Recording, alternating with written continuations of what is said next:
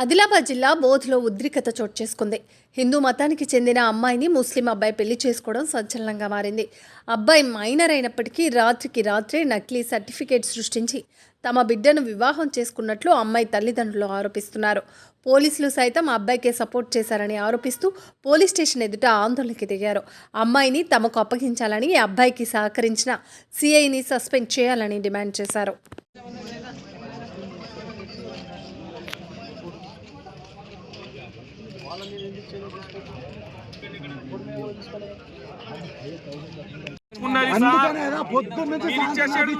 ఇచ్చేసేడుండే sir ఆ తల్లిదండ్రికి రేపు పొద్దున్న ఆమె కంప్లైంట్ ఇస్తే ఎవరు ఇస్తారు? అమ్మాయి ఎందుకు ఇస్తే సార్? అమ్మాయి నా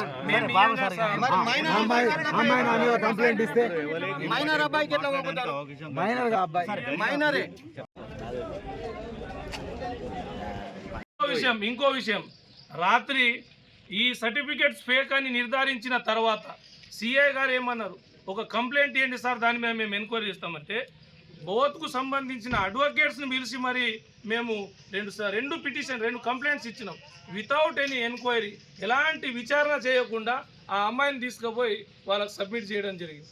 అమ్మాయిని మీకు ఒక కంప్లైంట్ ఇచ్చిన తర్వాత 24 గంటలలో లోపు మీరు అది ఎంక్వైరీ చేసి ఆ సర్టిఫికేట్ ఫేక్ ఉన్నాయా మరి జెన్యూనా అని విచారణ చేయకుండా ఏ బేస్ మీద సార్ రాత్రి గంట సేపట్ల అమ్మాయిని ఆ అబ్బాయికి ఇస్తారు? అదే విచారణ మేము ఇప్పుడు మేము ఈ విషయంపై మేము సిఐ గారి మీద కానీ ఎస్ఐ గారి మీద కానీ ఇంకే ఆఫీసర్ మీద కానీ 100% న్యాయస్థానానికి పోతాం.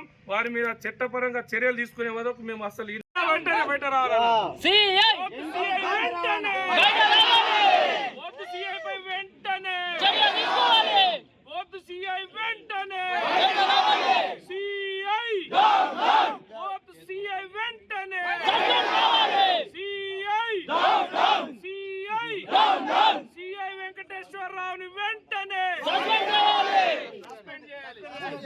వెంకటేశ్వరరావుని వెంటనే సిఐ వెంకటేశ్వరరావుని వెంటనే చర్యలు తీసుకోవాలి.